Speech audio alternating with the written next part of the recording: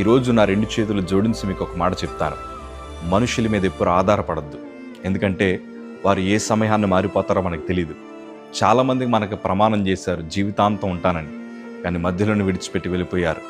కొంతమంది నేనున్నాను కదా, ఎవరో నీకు ఉండినా లేకపోయినా ఎందుకు, నేను నీకు సాయం చేస్తాను అని అన్నవారే ఈరోజు మన హృదయాన్ని గాయపరిచి ఎంతోమంది మనల్ని విడిచిపెట్టి వెళ్ళిపోయారు. నిజంగా నేను చెప్తాను, ఈరోజు నువ్వు దుఃఖపడడానికి, ఈరోజు నువ్వు హృదయంలో మానసికంగా నలిగిపోవడం గల కారణం ఏంటో తెలుసా?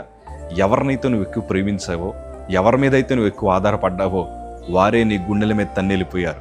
నిజంగా అది ఎంత బాధాకరమో.